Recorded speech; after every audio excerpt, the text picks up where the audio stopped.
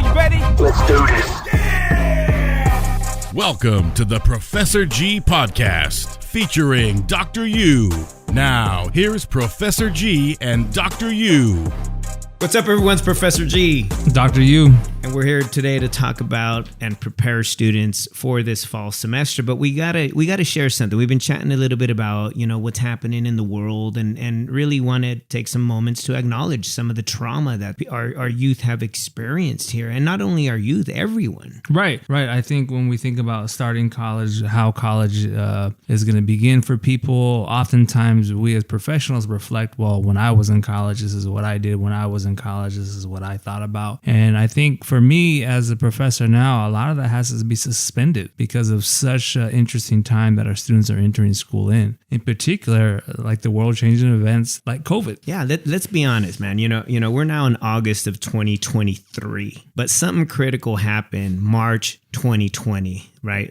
About 3 years ago, the world stopped. Right. Not only the world stopped, but so did schools. And not only did schools stop, but they shut down for a minimum almost 2 years, 1.5 years, depending where you were at. But places where I lived at the time, schools were shut down for almost 2 whole years. That means kids who were freshmen went to school, and about time their sophomore year or in the middle of their freshman year, the school shut down for almost 2 years. Right. And I mean, imagine what that did to everybody, right? I mean, I know when I was, I'm thinking back March 2020, it wasn't that long ago where I was going to work one day and then all of a sudden they call me and say, don't come to work. And my kids, I got 3 kids and they were all in school, and all of a sudden they can't go to school. And it was a trip. It was literally a trip, man. I was like, what the hell is going on Right. here? Not only the trip, but it was an event that I, as an educator, as a parent, was not prepared for. And I know for a fact I'm not the only person, parent, professor who was not prepared for those events. And so for everyone, I think we have to acknowledge that things changed. That's right. And so, looking back, I remember, one of my brother-in-laws, he was at UC Santa Cruz having the time of his life when it all came crumbling down and he had to move back home. And, it's like, whoa, I was just at the university. I was studying my butt off and partying, having a blast. And now I'm stuck at home for 2 years. Right. So I think first and foremost, I would like to acknowledge that a lot of the students that I've currently worked with had to navigate that. Some of it, their freshman year, sophomore year of high school, or last 2 years of high school, or even their first year of college. I've met students who, started as a freshman at one school and then now they're back home or had to go back home, and that completely changed their trajectory of what they were doing. So not only did the students change, but I think the schools changed as well. Let's be honest. No one was ready to go online. No one. I don't care what schools say. I was there in counseling. Trust me, when I was counseling, they had never really ever done online counseling. Not one time. Even counseling where I come from at my institution, counselors couldn't even teach online classes before 2020. And all of a sudden, all of our classes are online. And it was a true shock and trauma to the system of professionals, but not, like we said, not only professionals, kids, other adults, students in general. I mean, the world, right? It was a trauma and a shock to all of us. And colleges are still going through those changes and are still suffering from the trauma of 2020 that COVID brought. Right. I know for me, I always had a little bit of online element to my classes, but again, this was the middle of a semester. It was all of a sudden everything and the uncertainty that came from it, of not knowing what the following semester would be and how we would deliver, or we're going to be online, in person, So I think first and foremost, when I think about where students are at and kind of having this conversation of college, I think it's important to acknowledge that everything changed, and what I knew as a student, as a professional, is kind of out the window. And I think right now is a time of figuring it out together. And, on top of that, it's not just things changed. We lost a lot of good people. Right.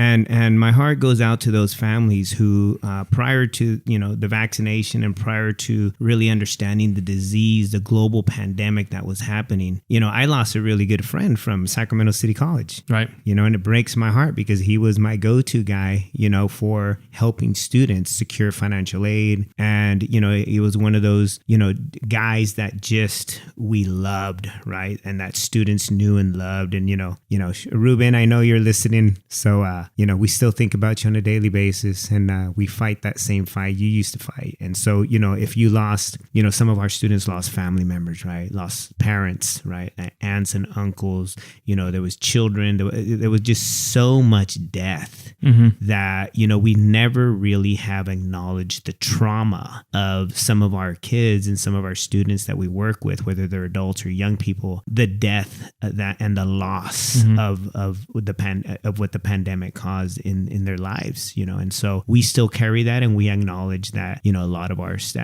staff and students carry that as well. Right. And on top of that, there was also a large political change in the country, right? These are the same students and youth and professionals who witnessed the murder of George Floyd back in May 25th. And for a lot of communities, unfortunately, this is not something new, but this definitely was a straw that broke the camel's back this time, and the amount of unrest that came from that. And that unrest also trickled its way onto college campuses too. It's not like college campuses operate in a vacuum. That's right. And that all happened, just a couple months after COVID. Right.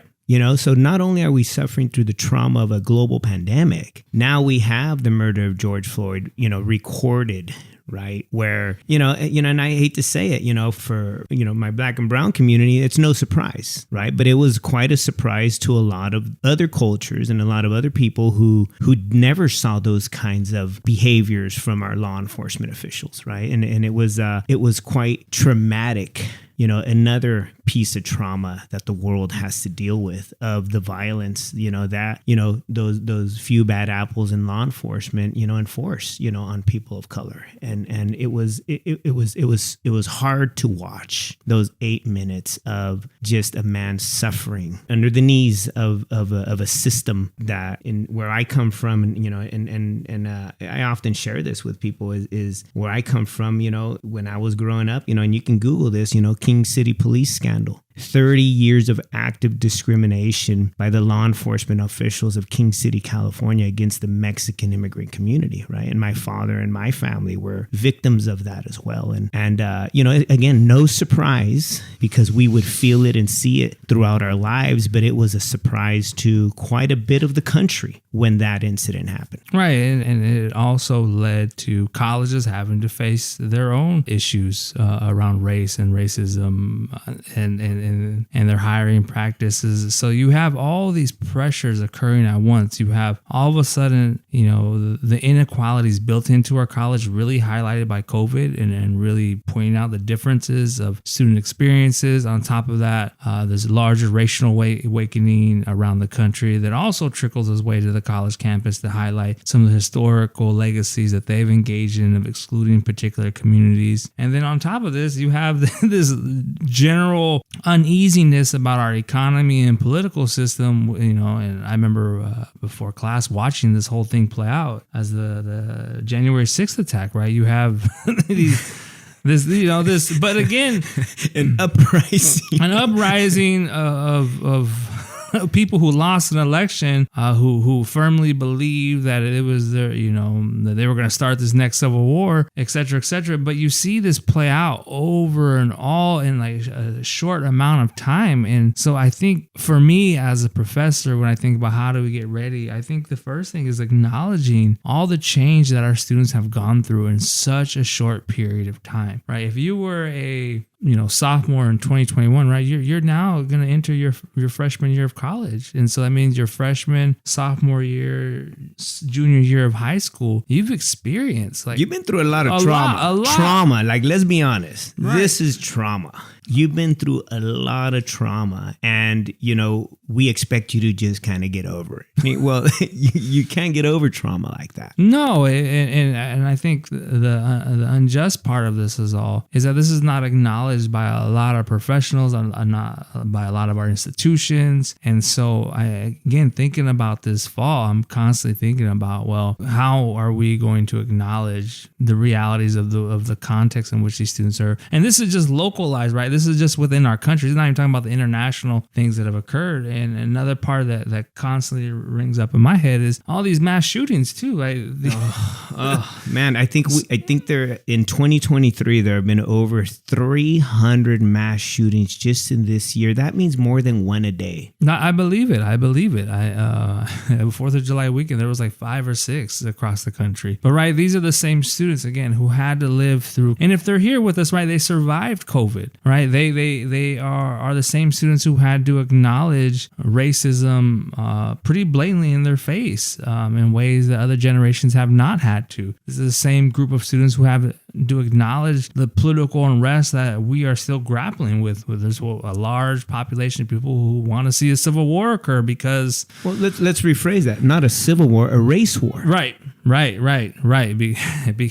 Because some of us are going to school and some, on top of the mass shootings that are occurring at, elementary schools, malls, et cetera, et cetera. And within that, you also have this large political uprising of this culture wars where you have people banning books, whitening curriculum, right? The latest ones in Florida where they said slavery was beneficial to African Americans, and, people were calling the Supreme Court, eliminating affirmative action policies, right? CRT bans, yep, and just blatant attack on our LGBTQ communities, yep. Right? Just cut out. But I remember just going to school. Just people. There was an old saying that says, and I hate it that I don't remember who said it, but first they come for you, right, and then they come for me. And so, it's culture wars that are happening, and they're still happening to this day. I mean, just look at, our Supreme Court. They eliminated the woman's right to choose as well. Right. So there is so much uncertainty occurring. There's so much of, and not to be a downer, right? But there is a lot that I think we as professionals have to acknowledge that our students have experienced. And I know for me personally, I'm just happy when they show up. Like my biggest goal right now and the best thing they could do to prepare themselves for this is to first acknowledge what has happened and acknowledge how this has impacted you.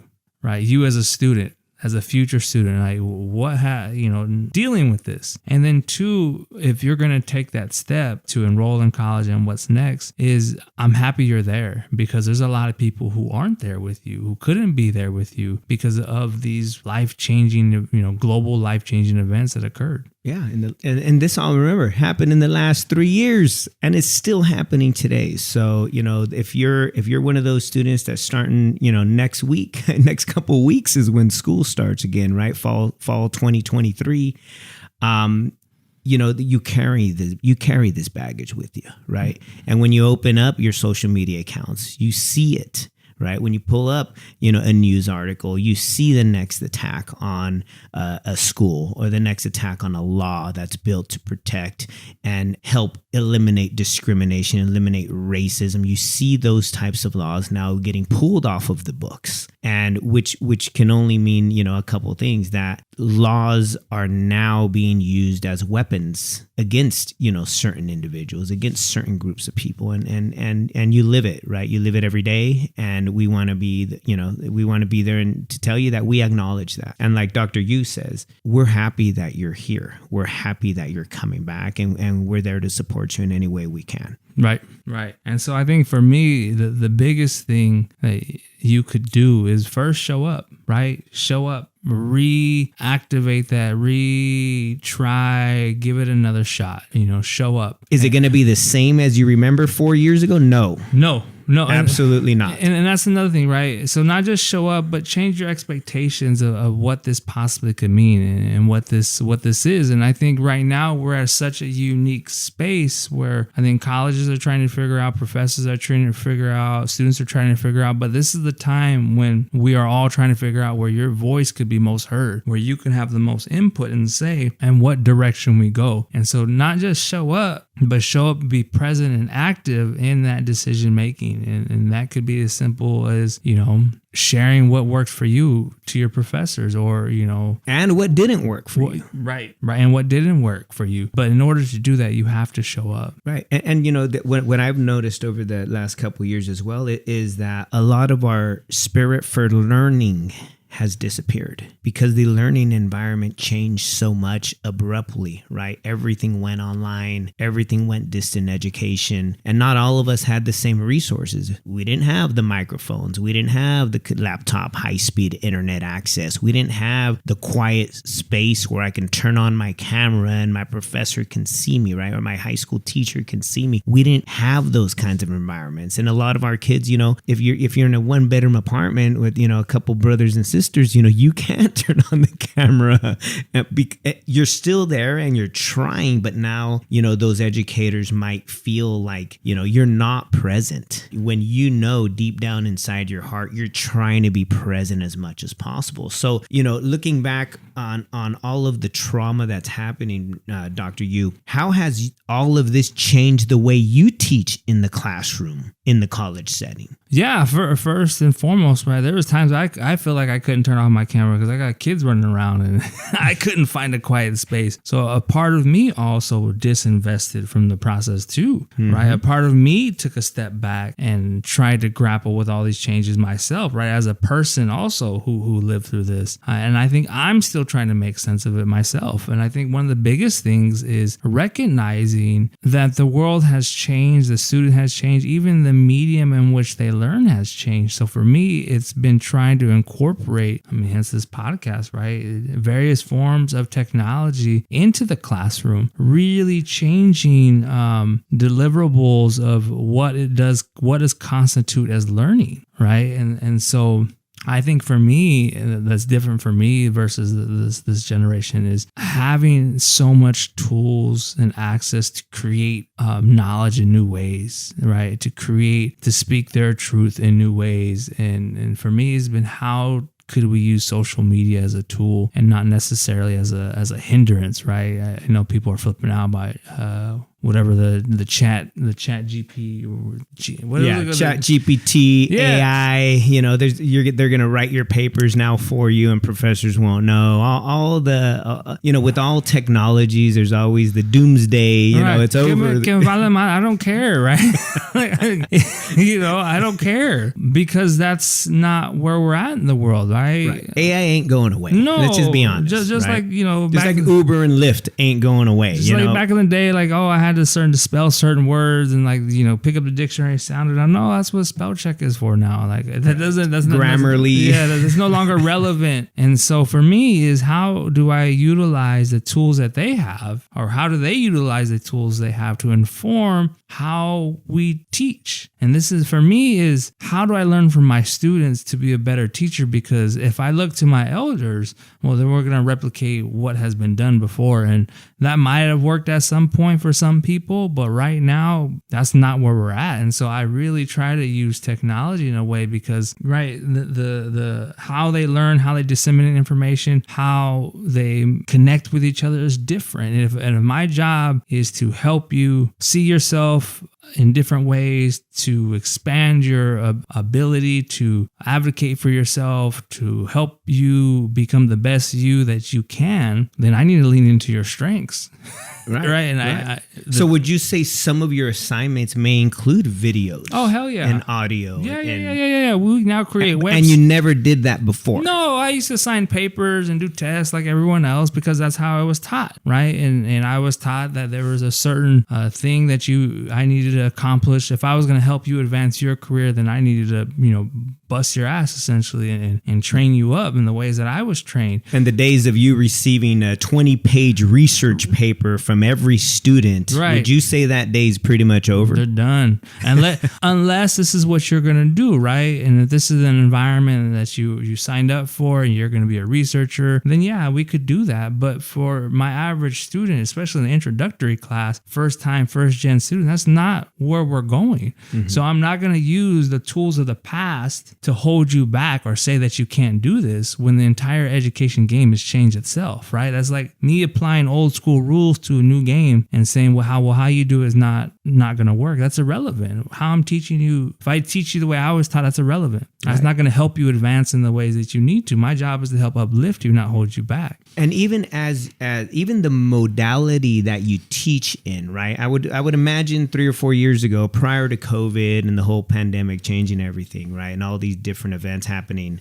Prior to this, I think you were a traditional teacher. You taught in-person classes to 30 or 40 students in a classroom and just lectured, right? How has that changed? Oh, I mean, almost half of my teaching assignments are online. We don't have connection anymore, and so now it's up to me to use these short videos, these short presentations, these various social media tools to disseminate information and to use them as tools for them to communicate with each other and build community and network and really utilize this now as an opportunity to learn. So do you think colleges will ever go back to fully in-person teaching? No. No, huh? No. I don't either. There's no way, right? And statistically, and this goes back to the change that has happened, right? A lot of our students are the students who had to bear the brunt of COVID. They were the essential workers, right? I got to stay home. I'm extremely privileged. I got to stay home for 2.5 years and teach in my chanclas.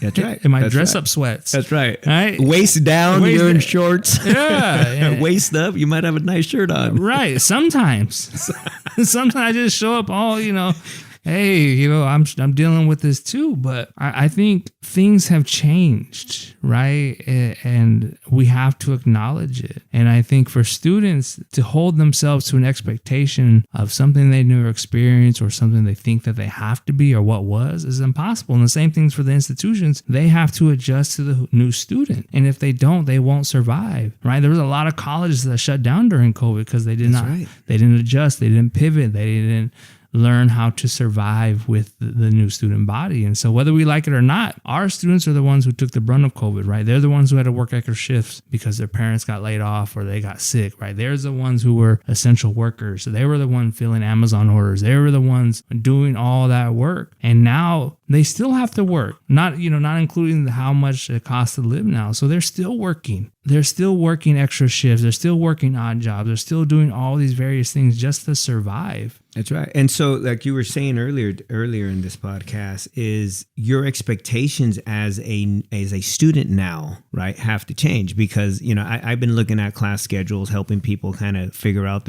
what classes to take. Every single class now has an online component, whether you like it or not. The days of just in person by themselves are gone. There is an online component now to 100% of the classes. And what I was finding just looking at different class schedules from different community colleges and universities is that 40 to 50% of the classes being offered are fully online, meaning you do not have to show up ever to the campus, right? You can do all of your business online, whether it's with admissions and records or financial aid or, the days of just jam-packed parking lots is pretty much over. I hope so.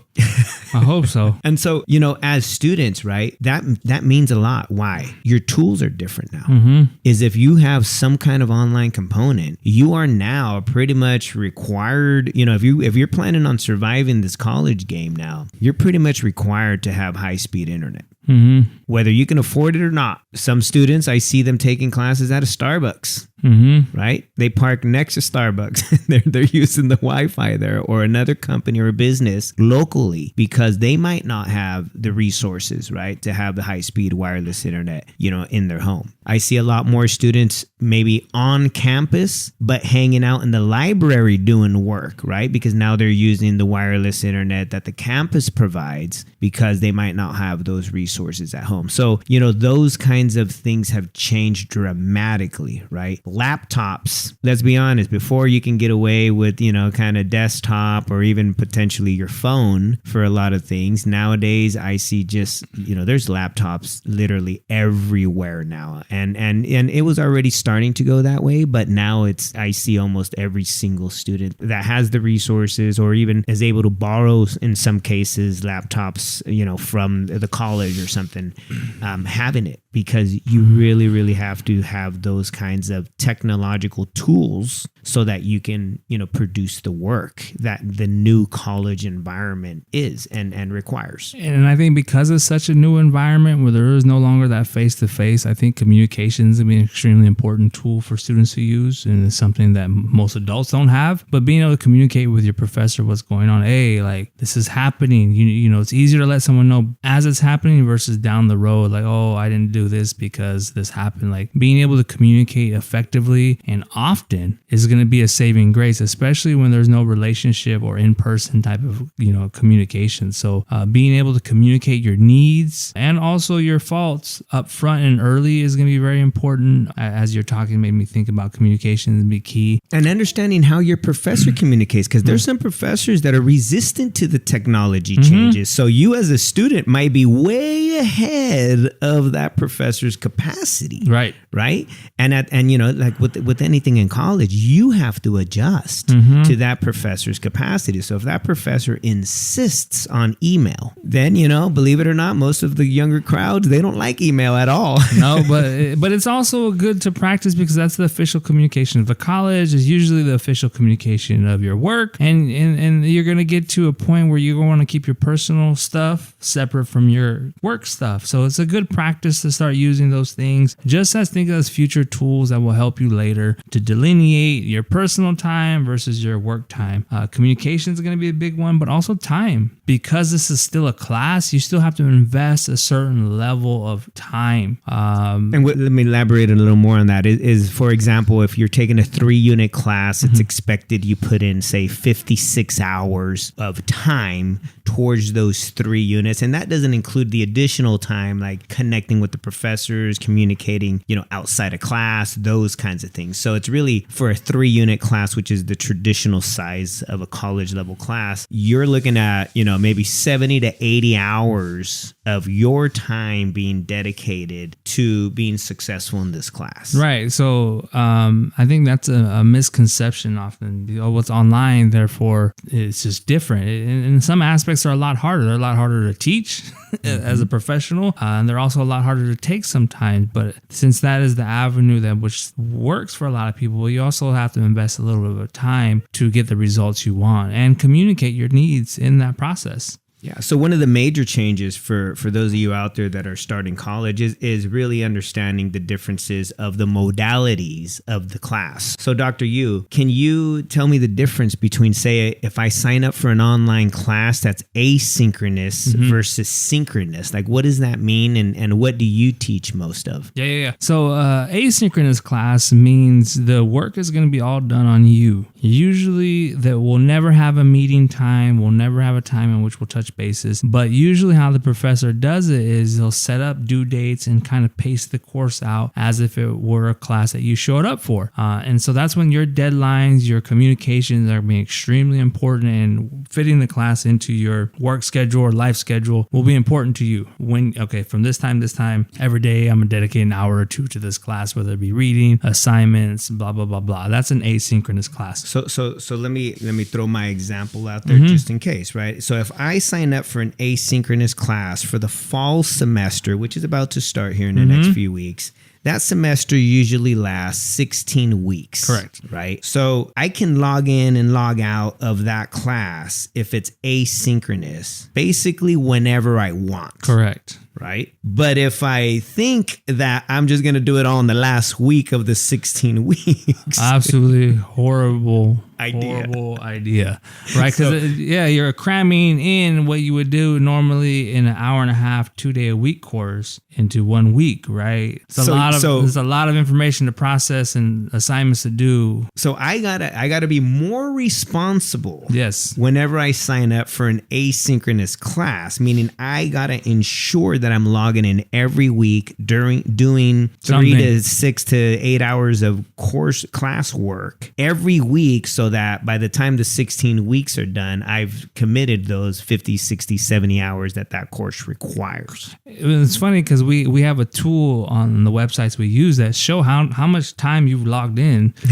right? And so you can see like, oh, this. So I can't lie to you and say, Professor, I logged in yesterday for 5 hours. Nah, because I seem like, oh, you did this for 16 weeks. You've been here for 8 minutes, right? Like you can't even download all the articles in that amount of time. So I think it's important to understand the difference, and the async is beneficial for some people, right? Because if I log, maybe I work, right, and I got to log in at 9 p.m. when I'm off. Good. Okay. All good. So then that's asynchronous. Basically, I can log in whenever I want. Just make sure you're responsibly putting in the time every week, right? So then the difference between asynchronous is a synchronous online class. So what does that mean? So that usually means that we meet once a week, or there's a set meeting time, and that's usually that will be on Zoom, and we'll go over the course material or whatever once a week, or for a set time, let's say from 6 p.m. until 9 p.m. We'll meet every week, and for those 3 hours, we're going to do whatever we were supposed to do in that class. But that class also is fast-paced because it's once a week. The deadline still maintained. You still got to invest a certain amount of time into the class, and all your work will still be done online. So it's pretty much the same format, but instead you have a once a week meeting where there is some type of FaceTime. You can ask general questions to me on the spot, versus the async. If you don't get something, you have to email that person right away and not wait until it's due.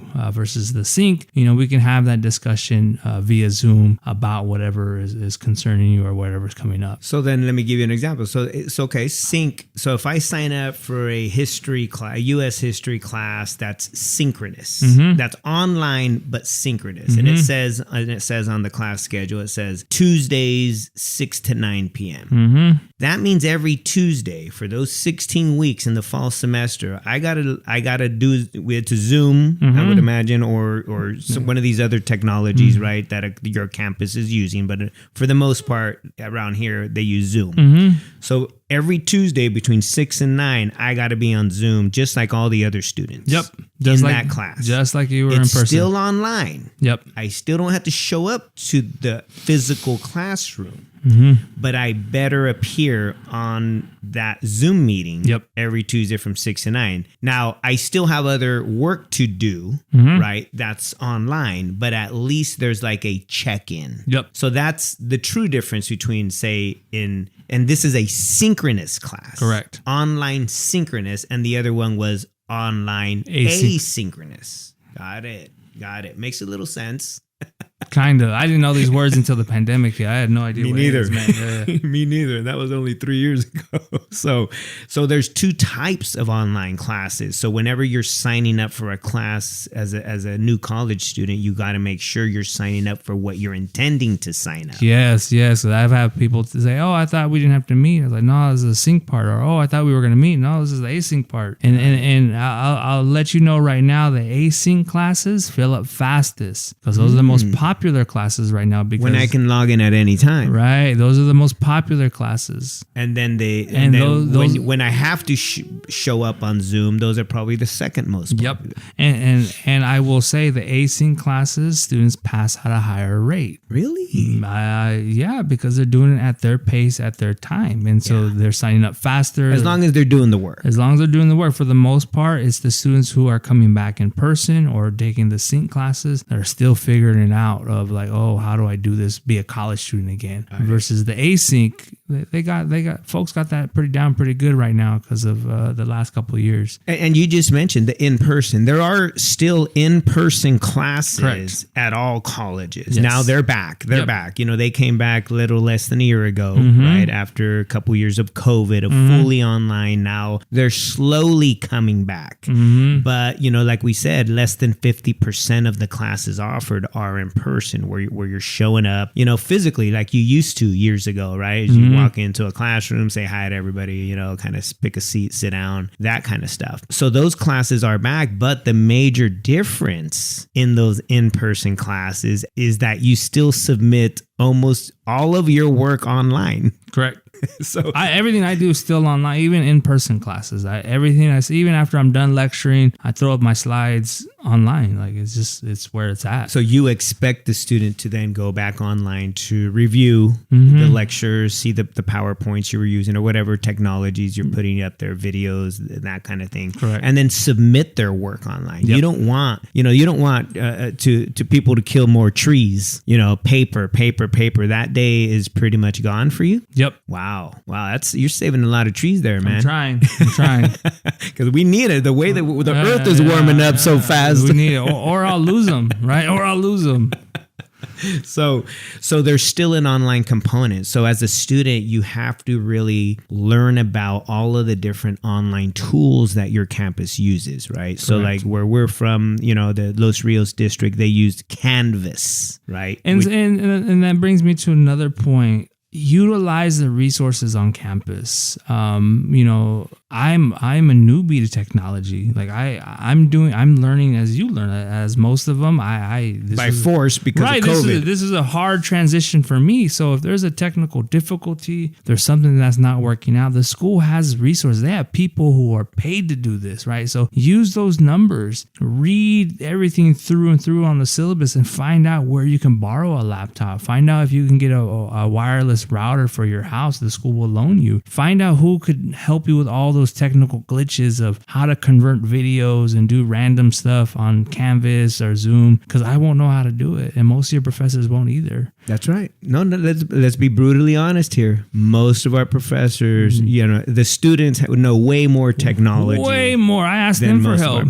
Yeah, me too. I've had to ask a couple students. There's no shame, right? I mean, I don't know what I don't know. Yeah, absolutely. And so as we prepare to enter the fall 2023 semester, right? Out here in Northern California, Los Rios Community College District, they're starting on Saturday, August 19th. Now, are you that type of professor that posts some things on your Canvas prior to that date, or do you start on that date and you know that's the trigger that sometimes a couple of days after? No, I'll have some information before out to let them know, you know, read this, read that on this date. I'll finish the rest of the stuff. But again, like them, I'm figuring it out too. So as they navigate what it means to be back in person or online or to be back in school, I'm having to learn, well, what does it mean to be a professional again also? What does it mean to administer online classes? This is all new for me also. So I think a big part of it is I try to show students grace and kind of be patient and where they're at. And I think students should also come into this expecting a level of patience as we all figure this out. That's right. So what did you learn today? You learned that what? We all have a lot of trauma we're carrying from the last 3 years of hell, right? That the world has been through and is currently going through. When you start your classes coming back to college, it is different. Yep. Right? You need to change that expectation. Technology, right, is what, you know, changed the world, right? Being able to just survive COVID completely changed how colleges function, right? That in and of itself means that the systems might have a lot of hiccups because it's still changing. It's not perfect. Don't expect the colleges to be able to respond quickly. Don't expect your financial aid to be in order, because before you would go stand in a line. Now it's tech. which there's always glitches, right? There's always changes and new features that are coming out, new things that people are trying. Each professor gets to teach their classes the way they feel will have the most impact. So in your classes, they're going to get a little dose of Dr. Yu style using technology, when in another class, it might be different, right? The professors may still be using, like, say, the Canvas learning platform, but the way they expect their work to be submitted, the way they expect you to communicate with them may be completely different. So, as new college students or even returning college students, right? Our lesson to you today is come in with that attitude that, things may be different now, or things are different. Things are different. And adjustment, right? Being able to adjust, being able to change the way your expectations are of an institution is what's really going to help you to survive in this new age, right? Of really coming back to an institution. And I would not expect to be fully in person ever again. And it's not because it's bad things. It's because it's good things. We become more efficient using technology. Our students are learning so much more. They can do so much more using technology nowadays. So it's really a positive thing that you have to be looking at, and you have to be ready to adjust as we train you how to be professionals in this new world. Correct. So Dr. Yu, thank you very much for the knowledge. Thank you very much for really coming in and just sharing with us what some of the things you see as a professor, one of the largest institutions of higher education in California, and really preparing our students for this new age, right, of learning. Thank you. Have a good day. You too. For more helpful tips like this, to find the quickest and most affordable way possible to get your degree, go to the App Store and download the free Teco Guide app.